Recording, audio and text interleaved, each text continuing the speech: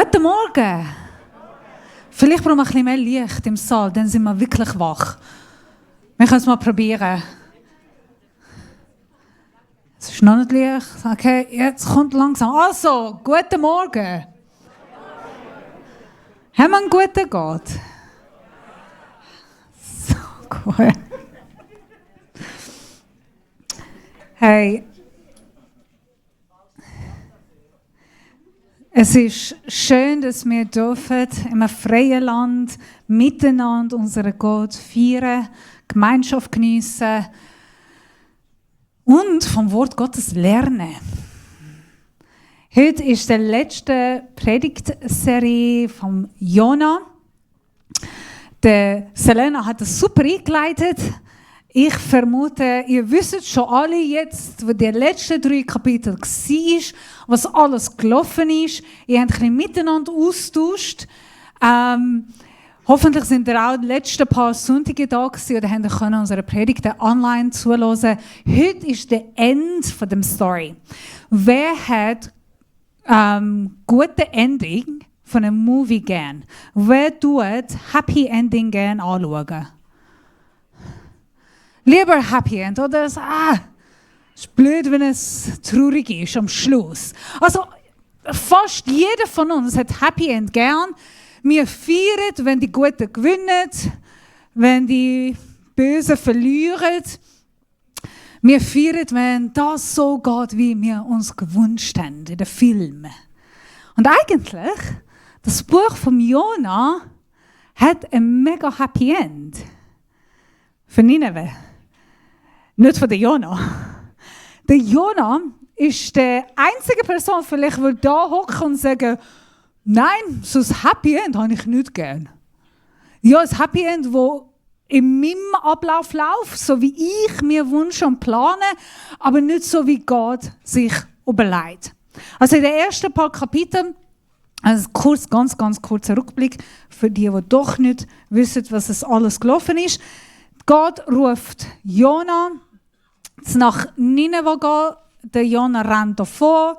Gott schickt einen Sturm im Meer, am See. Der Jona schläft ein, voll egal. Die Seemänner streiten mit dem Jona, werfen ihn auf ein Boot. Der Sturm beruhigt sich, die Seemänner loben Gott. Ein grosser Fisch kommt, verschluckt Jona. Jona bleibt 3 Tage und 3 Nächte im Fisch. Und das ist erst das erste Kapitel. Und dann haben wir ein zweites Kapitel und ein 3. Kapitel. Also der Jona kommt in Nineveh rein. Er predigt seine kurze Predigt in der History. Und zwar 5 Worte auf Hebräisch. Ohne Illustrationen, ohne PowerPoint, ohne Aufruf, ohne spezielle Sachen. Er tut einfach 5 Worte aussprechen, der ganze Nineveh kehrt um, wendet sich zu Gott, bekehrt sich und Gott rettet Nineveh. Für jeden Pastor, für jeden Prophet, für jeden Evangelist, das ist das Traum. Stell dir vor, ich würde heute, statt da stehen, würde ich auf Gemeindeplatz Wettigen gehen, 5 oder bis 10 Worte aussprechen und dann plötzlich bekehrt sie ganze Bezirk Baden. Ganze Bezirk Baden. Was für ein Traum wäre das? Wie genial ist es? Also, wie viele Bücher werde ich schreiben? Wie viele Bücher werden über mich geschrieben werden? Wie viele YouTube-Livestream und Newspapers werden von dem erzählen? Erweckung im Bezirk Baden. 5 Worte. Wie viele Interviews würde ich geben? Und wäre ich der Hero? Also eigentlich, Jona ist der Hero. Er spricht und das ganze Land bekehrt sich. Wow! Ich glaube, sogar damals hat jeder Prophet sich das gewünscht. Das war ein Traum von jedem Prophet. Ich darf Wort Gottes predigen und das ganze Stadt, Nation, Orten können sich zu Gott wenden. Wow! So, lass uns die ersten Vers lesen und schauen, wie der Jona reagiert. Und zwar steht Jona Kapitel 1, Vers 1. Jona aber ärgerte sich sehr darüber, voller Zorn. Spannend. Jona ärgerte sich voll darüber, voller Zorn. Wir können vielleicht sagen, es ist etwa 40 Tage schon vorbei. Der Jona hat gewartet und gewartet und gewartet, zu sehen, was Gott jetzt macht mit Nineveh. Wie Gott den Nineveh zerstören. Und doch zerstört Gott nicht den Nineveh. Nach einer langen Zeit, wie reagiert er? Mit voller Zorn. Also nicht ein bisschen wütend, nicht ein bisschen hässig, sondern er ist voll hässig auf Gott. Mit voller Zorn geht er zu Gott und betet er: Ach Herr, habe ich das nicht gleich geahnt, als ich noch zu Hause war? Darum wollte ich ja auch so rasch wie möglich nach Tarsis fliehen. Ich wusste es doch. Du bist ein gnädiger und barmherziger Gott. Dein Geduld ist groß, deine Liebe kennt kein Ende. Du lässt dich umstimmen und strafst ihn doch nicht. Darum, lass mich noch sterben, Herr. Das ist besser für mich, als weiterzuleben. Erstens, er spricht ein Vers vom 2. Mose Kapitel 34. Er zitiert ein Vers von der Tora und sagt: Ich habe gewusst, du bist ein guter Gott, ein lieber Gott, ein barmherziger Gott, ein gnädiger Gott. Du bist ein guter Gott. Das habe ich gewusst. Das Wort sagt, das Tora sagt, wer du bist. Ist es nicht spannend, dass wir Gottes Charakter kennen, dass wir das Tora auswendig wissen, dass trotzdem nicht die Herz von Gott kennen. Oder nicht das gleiche Gedanken haben, nicht das gleiche Herz wie Gott hat. Wir können durch und durch Wort Gottes predigen und nicht das gleiche Herz haben wie ihn. Und das ist die Story von ihm. Ich habe schon über diese Vers in meiner ersten Predigt predigt. Also wenn ihr noch mehr wissen von der Haltung von diesem Vers, schaut der erste Predigt. Ich gehe weiter. Statt dem, dass er sich freut, er ist hässig auf Gott. Er ist hässig, dass Gott gnädig ist, dass Gott gut ist, das ist nicht recht, das ist nicht eine Gerechtigkeit. In seinen Augen Gnade wäre Tod vom Nineveh. Das wäre gerecht, das wäre eine richtige Gnade für Israel. Und dann kommt Gott und fragt ihn, aber der Herr erwiderte nur, diskutiert nicht mit ihm, stellt einfach eine Frage. Ist es recht von dir, so wütend zu sein? Gott diskutiert nicht mit ihm. Stellt eine Frage. Hast du recht da? Ist es gut, dass du so hässig bist? Wie geht es dir mit dem? Tut dir die Wut, der Zorn gut? Hat es dir etwas gebracht? Zorn, amix, fühlt sich wie gerecht an. Wenn wir hässig sind, es ist oft, weil wir denken, ich habe das Recht. Das ist mein Recht. Ich glaube, alle Ehepaare, die da sind, oder vielleicht das bin ich der Einzige, würde ja sagen, wenn wir hässig sind, wir denken, aber ich habe das Recht. Oder so bin ich mit meinem Mann. Ich bin voll hässig auf ihn, weil ich denke, das ist nicht fair und ich habe das Recht und ich weiß besser. Du musst nicht nicken. Das ist okay. Ich darf es sagen, du darfst nicht bestätigen. Und erst einen Tag später, wenn ich mich beruhigt, dann bin ich nicht mehr so hässig und kann ich ein bisschen klarer denken, dann denke ich, vielleicht hat er schon recht gehabt. Tue ich jetzt nicht sagen, klar nicht. Tue nicht zugeben, dass er recht hat. Darfst du wieder nicht nicken. Aber wenn wir hässig sind, wenn wir zornig sind, wir denken immer, ich habe das Recht. Und so ist er auch, ich habe das Recht. Ja, das ist mein Recht. Das sollte auch so sein. Wie oft ist es so, dass Wut unsere Entscheidungsvermögen beeinflusst. Unser Herz hart macht, unsere Gedanken verbittert. Und je länger, dass wir in dem Zorn bleiben, je länger, dass wir in dem hässig bleiben, in dem Gedanken, ich habe das Recht und es ist fair, dass ich hässig bin, desto verbittert, distanziert, isoliert werden wir. Und ich glaube, jeder von uns kennt das Gefühl. Jeder von uns weiß, was Zorn mit uns macht. Und lustigerweise, Wut und Zorn deckt auf unseren tiefsten Wunsch, Erwartungen, Begehren, das, was tief in mir verletzt ist, das, was ich als erwartet und ist doch anders rausgekommen. Und Zorn zeigt meine Gefühle aus. Was ist mir wichtig? Was ist richtig? Das hätte passieren sollen. Das, was mir wichtig ist, zeigt sich sehr schnell, wenn ich hässig bin. Geht es weiter? Da liest Gott, Jona verließ Nineveh, östlich der Stadt, machte er sich ein Laubdach und setzte sich darunter in den Schatten. Er wollte beobachten, was mit der Stadt geschehen würde. Da ließ Gott der Herr eine Rizinusstaude, habe ich das richtig ausgesprochen? Alright. Über Jona hochwachsen. Sie sollte ihm noch mehr Schatten geben und seinen Missmut vertrieben. Jona freute sich sehr über die Pflanze.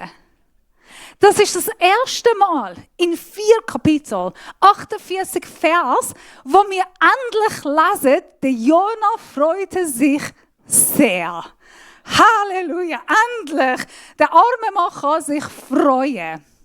Ist das nicht lustig? Das einzige Mal in dem ganzen Buch Jona, wenn freut er sich über Schatten, wo ihn ein bisschen Ruhe schenkt, Komfort schenkt, von dem Hitze in Irak damals, in Mosul damals. Es kann wirklich auch heiß sein in dieser Saison.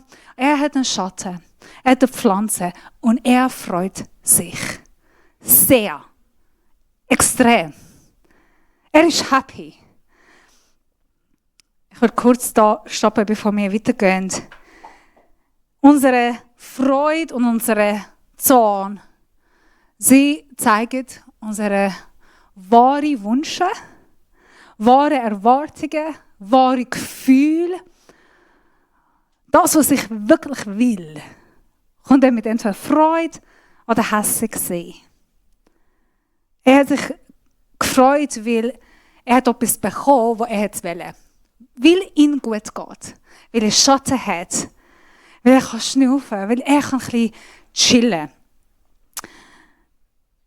Jakobus 1,14 sagt, es sind vielmehr unsere eigenen selbstsüchtigen Wünsche, die uns immer wieder zum Bösen verlocken. Ich lese es nochmal. Es sind vielmehr unsere eigenen selbstsüchtigen Wünsche, die uns immer wieder zum Bösen verlocken. Was ist mein tiefster Wunsch? Was freut mich? Was bekomme ich, das mich so fest Freude macht? Und dann kommt die Frage, wenn ich gelenkt bin durch meine Wünsche, mein Begehren, das, was ich will, wie sieht mein Gebetsleben aus?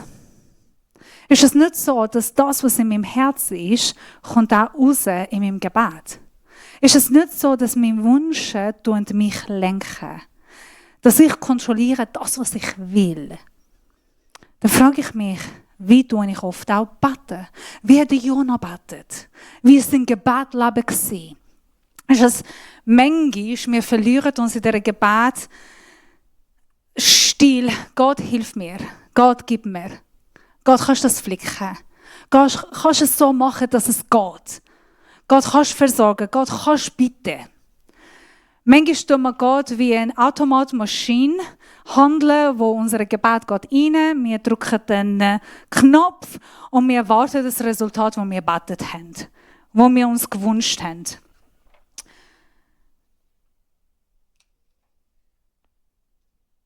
Wie fest geht es wirklich um Gott? Ich habe mich selber mal überlegt, wie oft vor einer Predige ich Gott, lass mich nicht blöd dastehen. Lass mich gescheit aussehen. Theologisch, geistlich. Herr, ich bitte, dass dein Wort wirklich redet mit Leuten. Ich bete, dass sie etwas lernen von deinem Wort. Das ist nur für deine Herrlichkeit. Es geht nur um dich, Herr. Aber wenn ich auch ehrlich bin, wie oft geht es um mich? Damit ich gut aussehe, damit alle denken, wow, wie theologisch, wie geistlich, wie gut ist Sabrina, wie gut sind ihre Predigten. Nein, klar, ist logisch, es ist nur für dein Ehe. Aber was ist wirklich unsere Motivation? Ich muss es mich immer wieder fragen, was ist meine Motivation, wenn ich bete, Herr, lass meine Predigten gut ankommen. Ja, nur, dass ich da blöd stehe und alle mich schauen, dann kommen nicht mehr. Dann, so wie jetzt ihr und mich anschauen.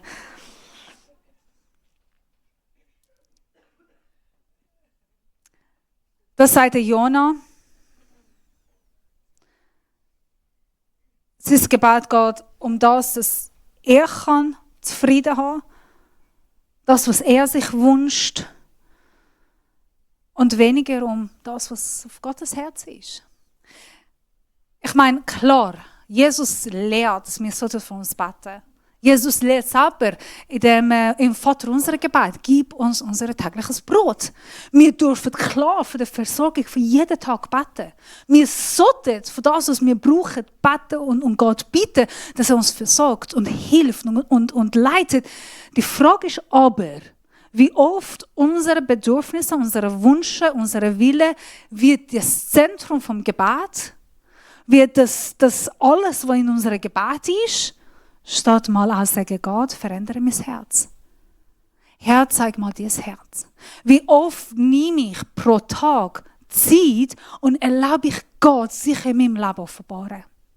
Wie oft nehme ich bewusst Zeit und sage ich, diese sind meine Gebetsliste, ja, ich kann all die Anliegen bitten, das ist fair enough, aber Herr, verändere mein Herz. Zeig mir, was richtig, was falsch ist. Zeig mir, wo liegt mein Herz. Was wir Begehrten sehen.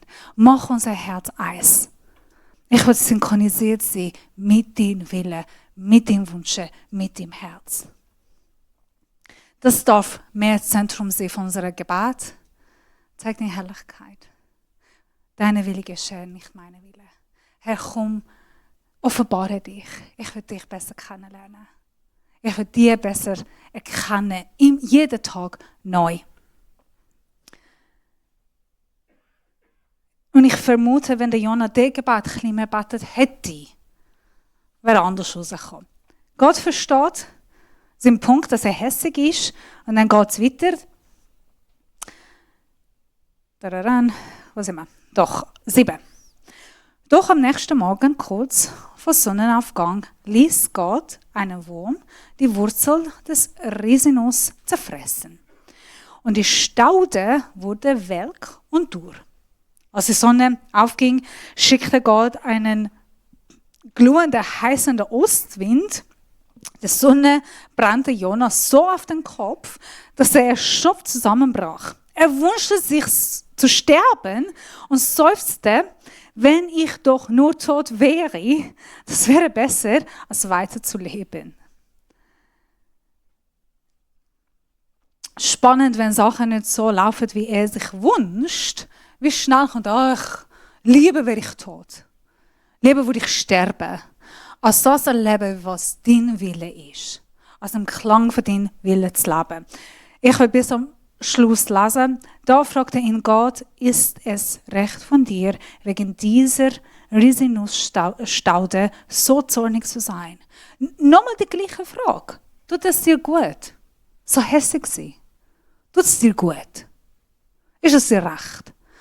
Und Jona findet sich immer in dem Recht. Und wie spannend ist, wenn wir wirklich so hässig sind, weiterhin wir denken, ja, ich habe das Recht. Ja, es ist fair. Es ist fair. Und es kann nicht anders rauskommen, als wenn wir zu Gott gehen und sagen, okay, zeigst du mir, ob ich Recht habe oder nicht. Und ich vermute, nur Gott kann das verändern. Weil ich bin so ein Gefangen von meiner eigenen Arroganz, Selbstsucht. Ich glaube, ich habe das Recht. Und ich meine es gut. Ich frage mich, was ist schwieriger? Den Nineviten zu retten, die bösen Menschen vom Nineveh zu retten oder den Jona? Was ist einfacher von Gott?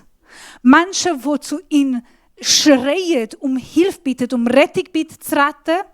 Oder ein Mann, der meint, ich habe das Recht, ich bin korrekt, ich weiß besser. Das ist richtig und das ist falsch. Und ich sage dir, Gott, was richtig und falsch ist. Was ist einfacher von Gott? Die ihn nicht kennen, oder die ihn kennen, die das Wort kennen, die gläubig sind, die Sonntag nach Sonntag in die Kirche kommen und meinen, ich weiß besser. Und lustigerweise, viele von uns, inklusive ich, können den Jona sehen. An dem Ort, wo ich sagen kann, ich weiß besser als du, ich weiß besser, was gut ist. Klar, niemand von uns geht vor Gott und sagt, ich weiß besser. Aber es gibt Situationen, wo jeder von uns steht und sagt, das ist richtig und das ist falsch. Das ist Gerechtigkeit, das ist eine richtige Theologie. Und es kann mega gut sein, es ist auch so. Jona hat recht. Israel hat gelitten. Es wäre fair gewesen, dass Gott den ganzen Nineveh würde zerstören. Wäre vollkommen fair. Vollkommen Gerechtigkeit. Er hat schon recht. Und Gott hat auch recht. Seine Barmherzigkeit, seine Gnade ist so viel größer. Nicht nur von Israel, sondern von allen Nationen. Er sagt, nein, meine Gnade ist größer. Und Jona, du darfst lernen.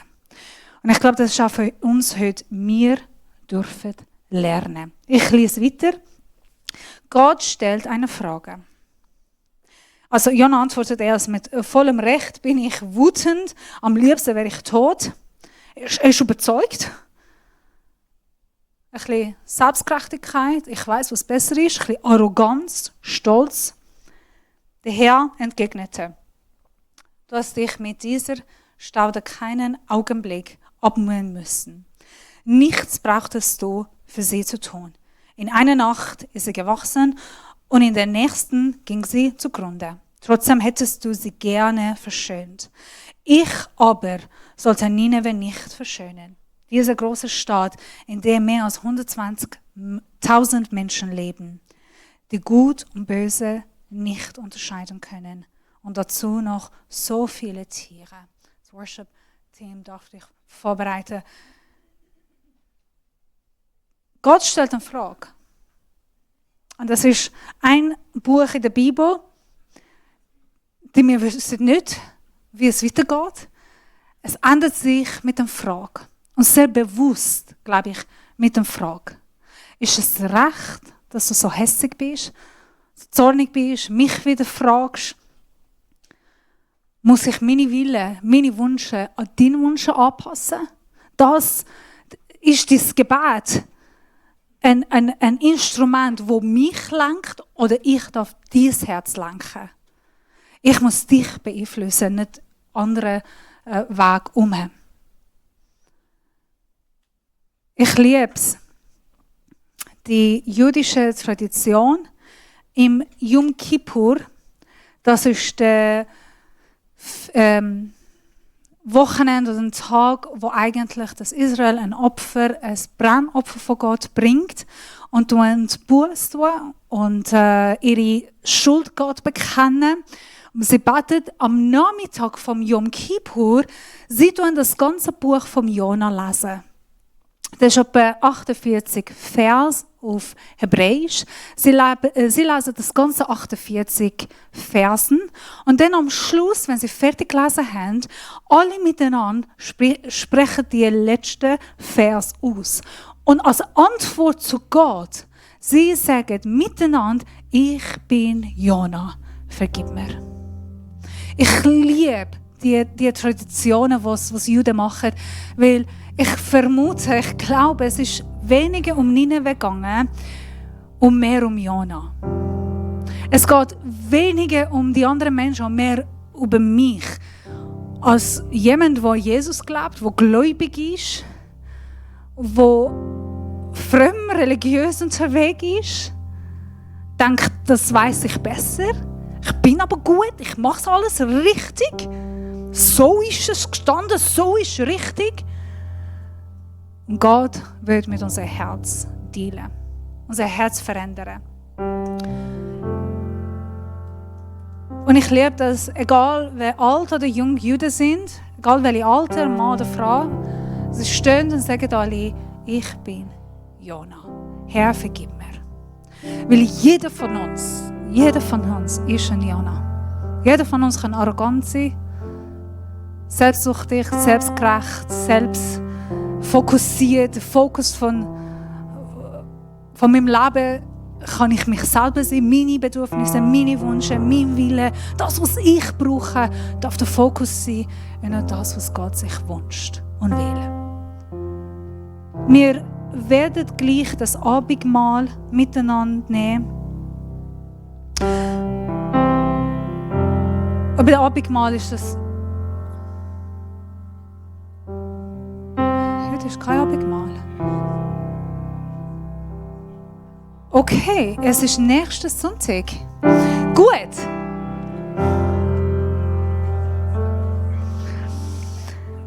Gut, dass ich weiss. Alright, okay. Eine Pastorin von einer Kirche, kann ich nicht gewusst. Sorry. Also, wir werden kein Abendmahl nehmen. Nächsten Sonntag, wenn wir Abendmahl nehmen, dann machen wir es. Tun wir darüber denken, die Tod, die Auferstehung von Jesus ist das beste Beispiel von Jesus, der sagt, ich stelle nicht meine eigenen Bedürfnisse. Ich meine, lass uns ehrlich sein, Jesus hat alle Recht gehabt. Er ist der einzige Mensch auf der Welt, der jeden verurteilen, weil er ist sündenlos. Er hat können. Und doch lässt er sich selber verurteilt werden. Stirbt auf dem Kreuz von unserer Sünde. Er hat Recht gehabt, immer wieder. Er konnte locker diskutieren. Er hat das Wort Gottes durch und durch auswendig kennt. Er konnte sich verteidigen. Lehren. Beweisen. Macht er nicht. Nicht, weil er schwach war, sondern weil er lehrt. Er will sich Gottes Willen unterordnen. Auch wenn er Recht hat. Er unterordnet seinen Willen, seinen Wunsch, seinen Komfort unter Gottes Willen von uns.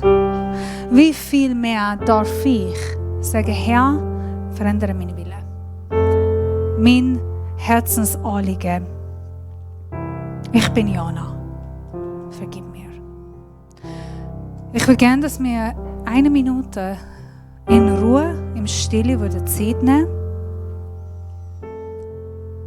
und einfach überlegen, wo bin ich Jona? Nicht, ob ich Jona bin, ob ich gleich zu tun, sondern wo, jetzt gerade in meinem Leben, bin ich Jona. Und nach dieser Minute, lass uns das mit Gebet, im Gebet Gott bringen, Buß tun, sagen, es tut mir leid. Es tut mir leid, dass ich so wie der Jona lebe. Verändere mein Herz. Nimm mal 1 Minute Zeit und dann werde ich beten.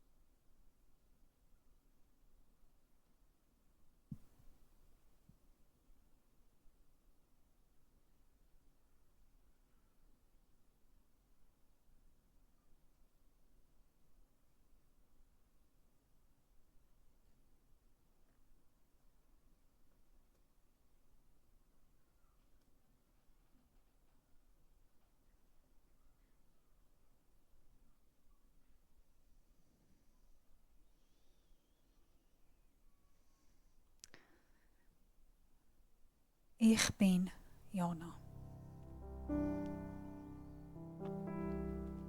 Es tut mir leid. Herr, hab Erbarmen mit uns. Sei gnädig, sei barmherzig, sei gut auch mit uns. Es tut uns leid, wenn wir mit Arroganz, mit Selbstgerechtigkeit an andere urteilen, verurteilen. Wenn wir denken, wir haben das Recht, mit Wut, Zorn, versuchen, deinen Willen lenken, verändern, anpassen an unsere Wünsche. Es tut mir leid. Schenk uns ein neues Herz.